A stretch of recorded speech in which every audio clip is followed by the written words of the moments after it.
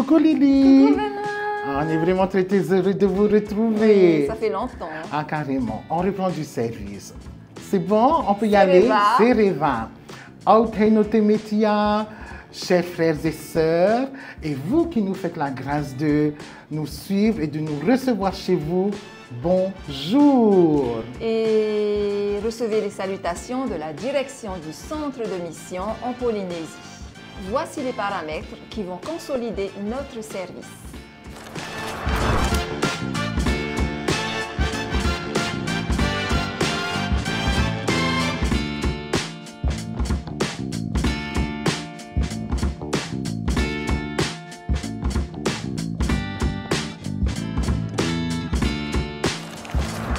Sans perdre un instant, je vous invite à continuer notre voyage spirituel avec ce prochain tableau. Alors les amis, passez un agréable moment en notre compagnie. Attention Lily. Top jingle.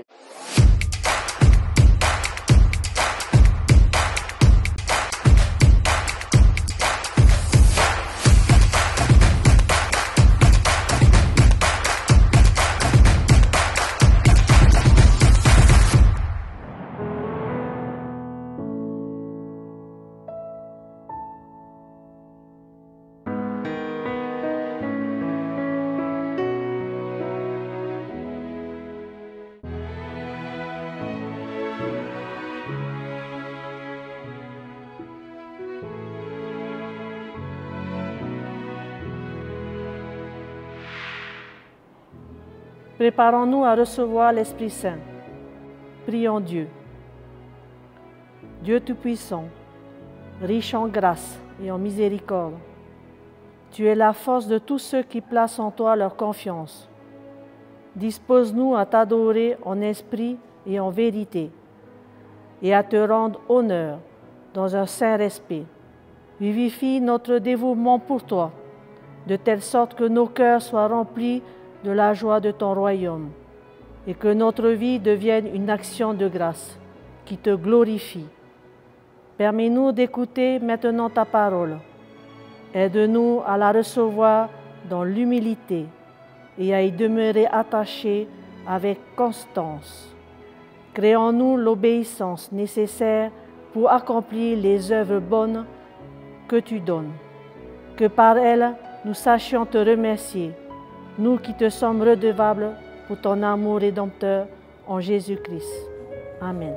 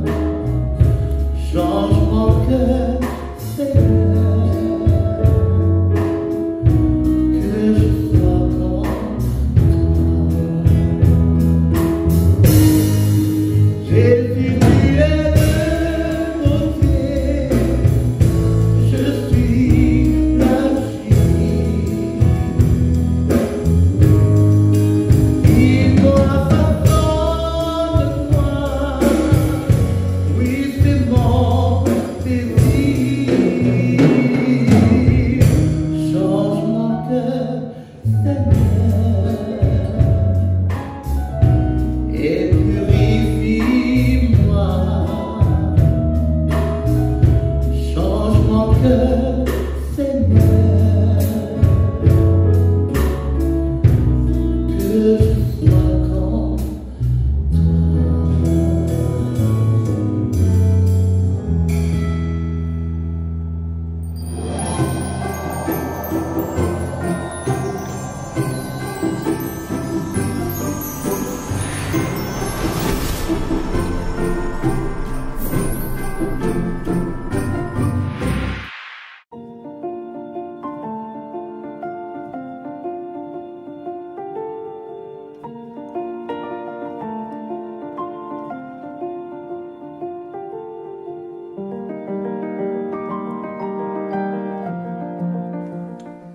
Au commencement, Dieu créa. Tu as entendu cela 1 millier de fois. Aujourd'hui, je t'invite à laisser cette vérité entrer au plus profond de toi juste un instant. Tu comprendras alors que la première chose que Dieu révèle à propos de lui-même dans les Écritures, ce n'est pas qu'il est aimant, saint, tout-puissant, plein de grâce ou encore juste. Non, la première chose que Dieu nous montre à la genèse du temps, c'est qu'il est Dieu, le Dieu créateur. Pendant les 6 premiers jours de la création, Dieu a révélé son esprit créateur en parlant aux étoiles, aux animaux et aux océans. Puis, le 6e jour, il a créé l'homme à son image et il lui ordonna de remplir la terre et de la soumettre. Tu seras d'accord avec moi, c'est plus qu'un appel à la reproduction. C'est un appel explicite à créer. Nous sommes appelés à refléter l'image du Dieu créateur. Si nous considérons notre existence comme un appel de Dieu, cela nous transforme et change notre manière de voir la vie. Dieu nous invite à créer de bonnes opportunités pour les autres. Aujourd'hui, engageons-nous pour créer des chemins de lumière qui mènent à Christ. Recherchons des moyens de glorifier Dieu et d'aimer les autres à travers les choses que nous créons. La révélation continue avec et à travers l'Esprit qui nous ouvre les yeux pour voir où il se déplace dans le monde et ce qu'il nous appelle à créer. Le Seigneur vous a-t-il équipé de passions et de dons pour créer de nouvelles choses? Alors accueillez à bras ouverts ces merveilleux cadeaux et déposez vos créations aux pieds du Dieu créateur. Frères et sœurs et amis en Christ, ressentez et comprenez votre appel en tant qu'artisan de paix et vous suivrez l'appel de Dieu à être à son image pour créer un monde meilleur. Que l'Esprit du Seigneur vous accompagne. Amen.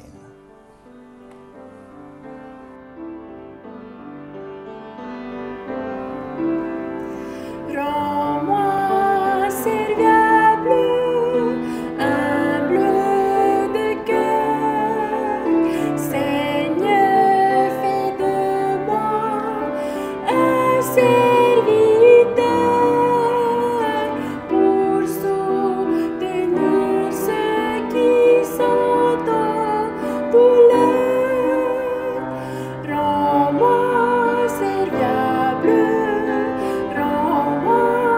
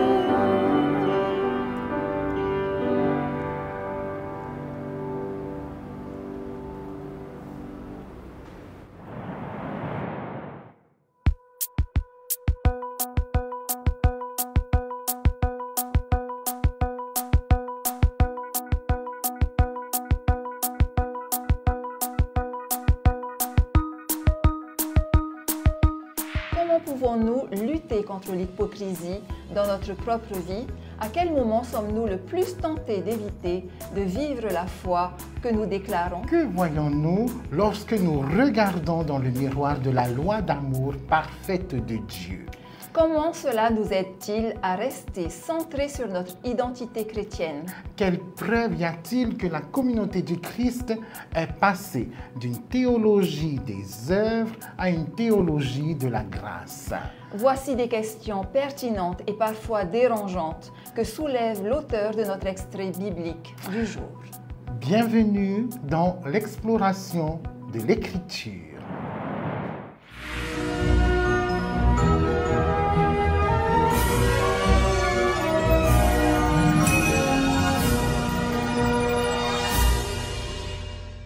Jacques commence par une salutation de lettres, mais l'Écriture ressemble plus à un sermon construit sur la sagesse et des paroles concises parallèles aux paroles de Jésus.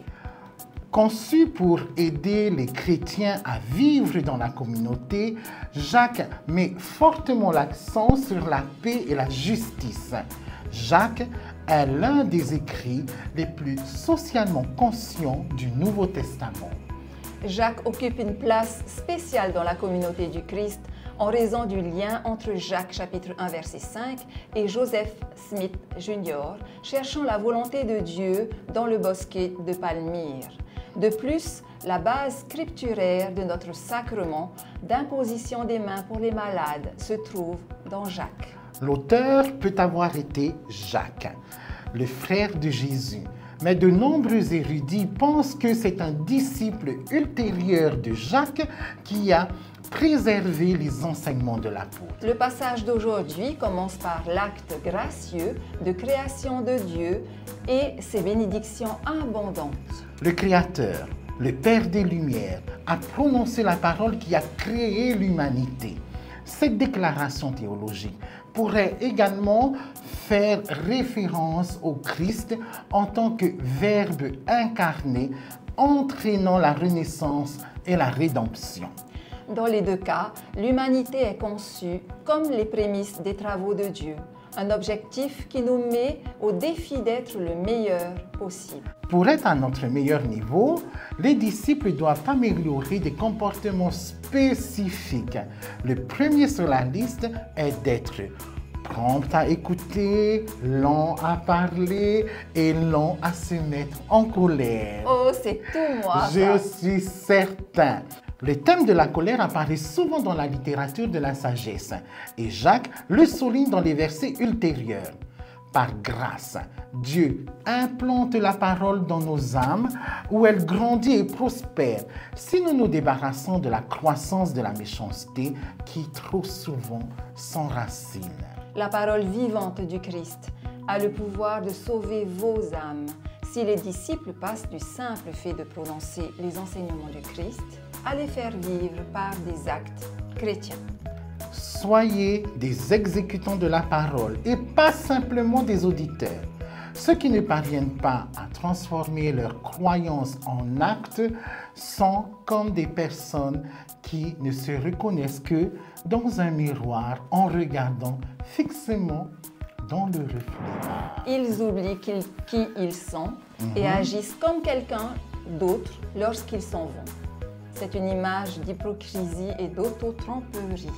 Si le miroir est la loi parfaite de l'amour, il libère les fidèles de la concentration sur eux-mêmes. Lorsque l'amour brille dans les actions et les décisions d'une personne, le reflet dans le miroir se concentre sur les autres. Pourtant, le disciple garde l'identité d'un disciple fidèle du Christ.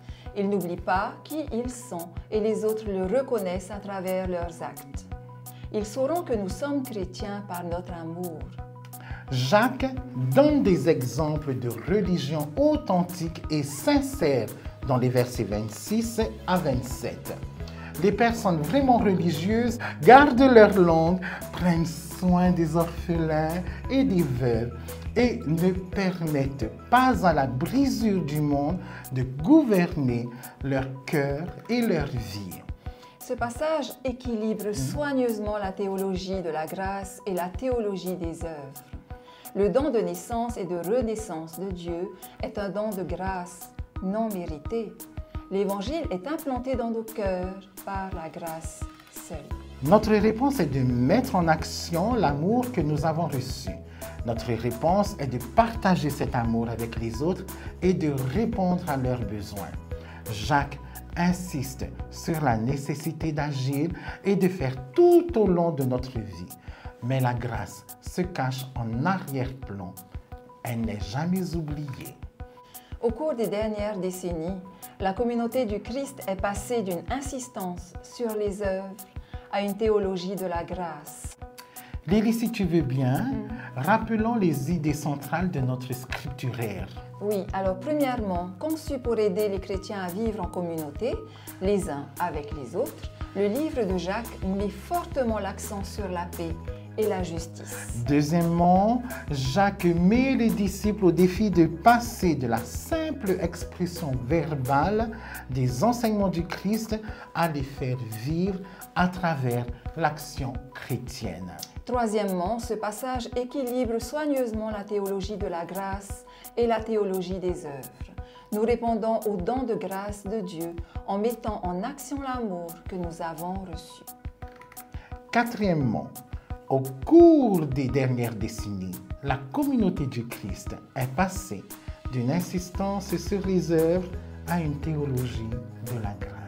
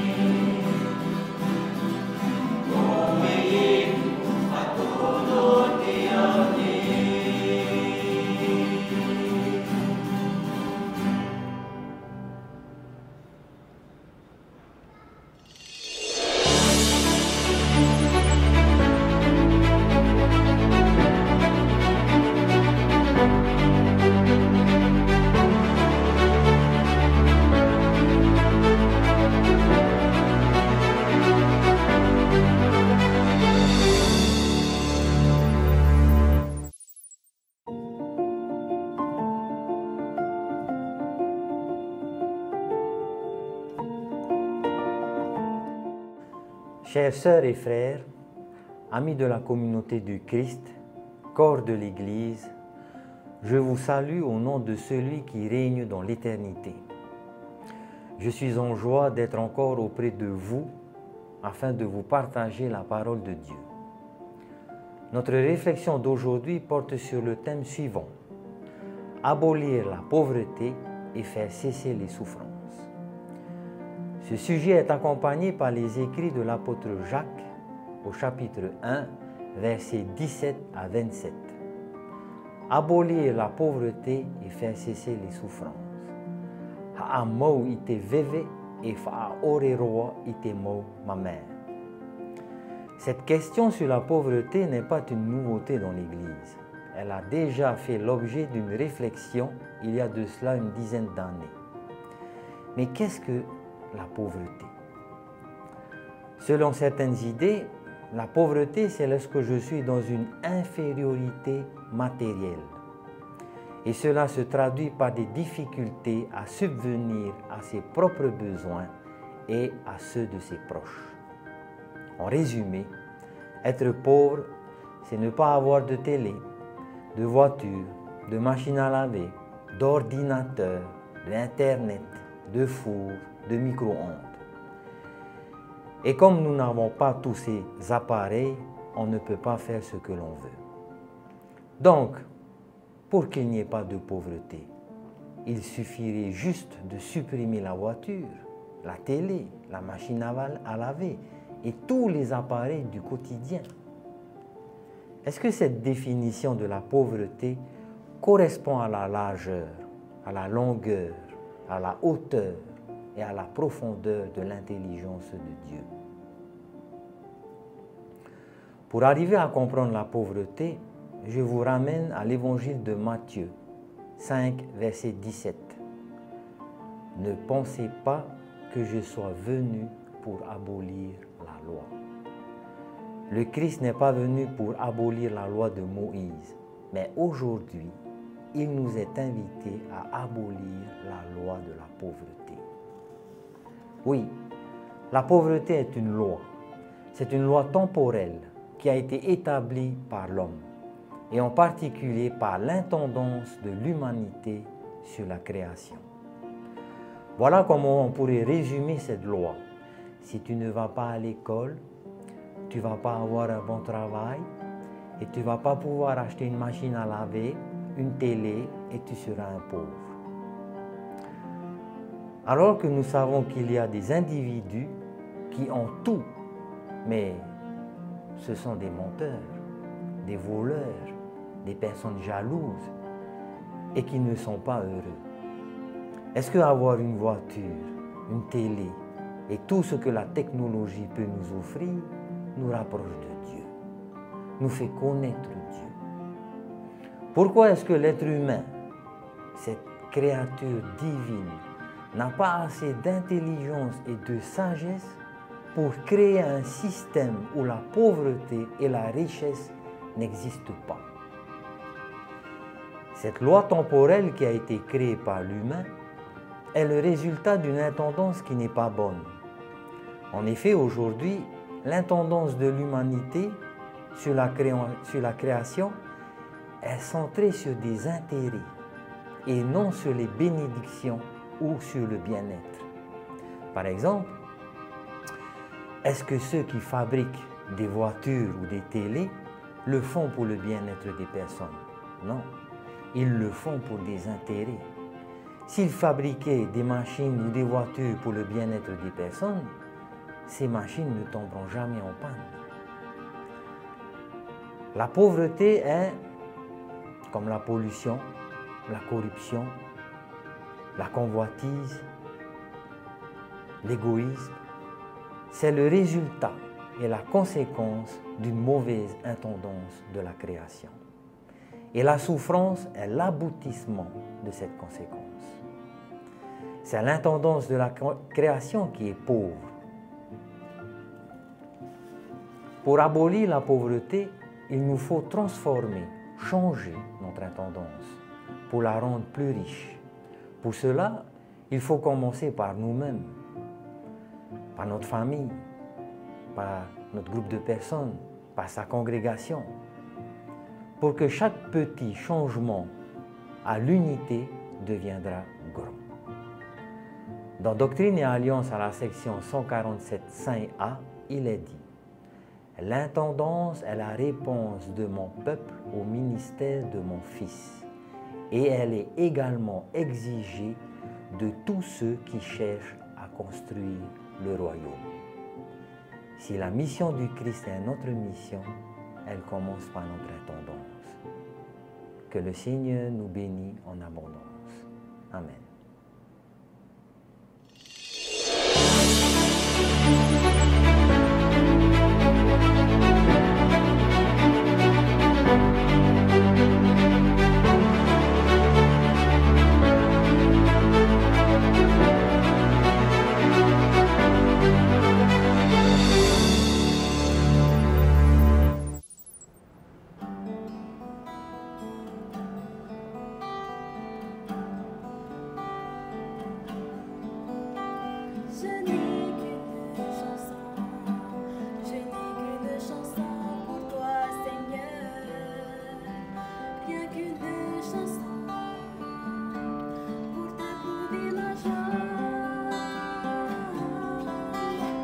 Je n'ai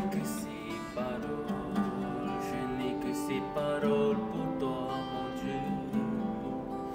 Toujours je t'exalterai, toujours je proclamerai ton Saint-Nom. Seigneur, tu as changé ma vie, tu l'as transformée, tu as fait de moi ton enfant, tu as fait de moi ton disciple.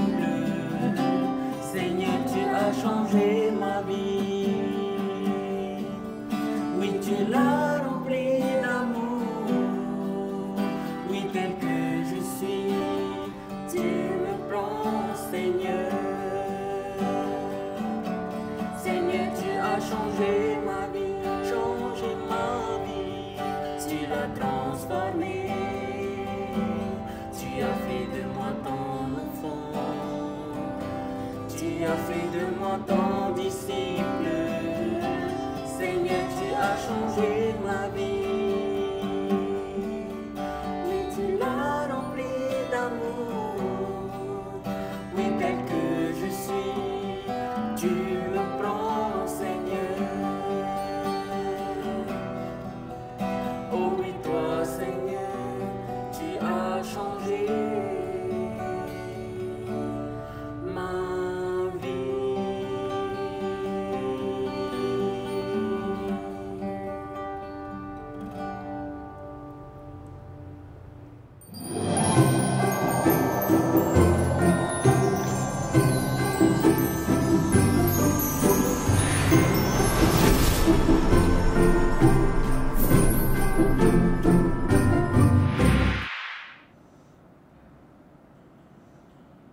Je vous invite à prier avec moi. Seigneur Dieu Tout-Puissant, nos cœurs s'unifient en cet instant pour magnifier et louer ton Saint-Nom. Seigneur, bénis toutes ces personnes qui, de près ou de loin, nous voulons te témoigner de notre reconnaissance pour ce nouveau souffle de vie que tu insuffles à nos poumons chaque jour.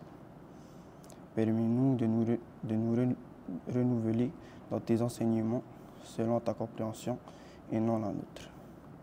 Accorde-nous la sagesse pour discerner tes desseins de manière à ce que nous puissions vivre pleinement ton évangile. Fais de nous tes artisans de la paix, de ta paix. Conforte-nous dans les différentes épreuves que tu dresses devant nous, car cela nous rendra forts. Seigneur, nous t'attendrons, nous t'adresserons cette humble prière au nom de ton Fils unique, Jésus-Christ, le Prince de paix. Amen.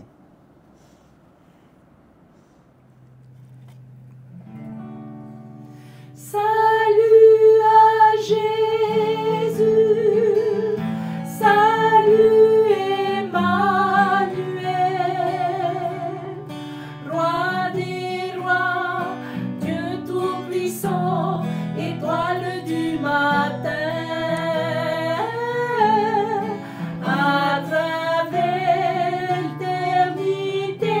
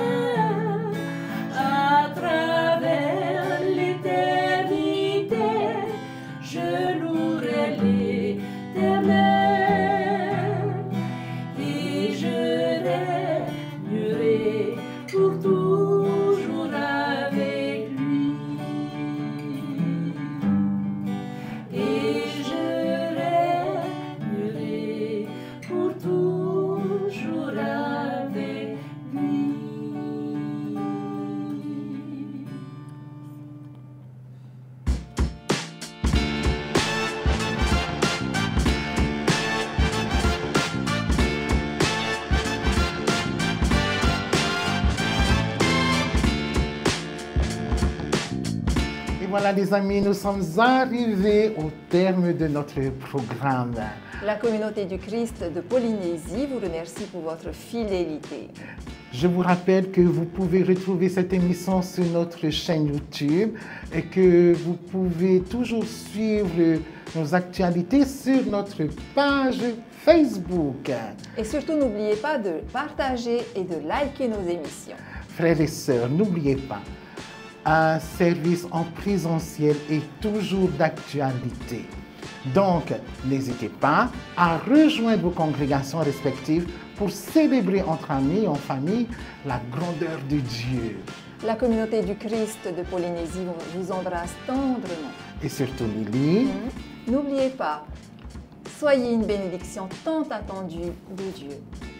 bon dimanche et très belle semaine en Christ.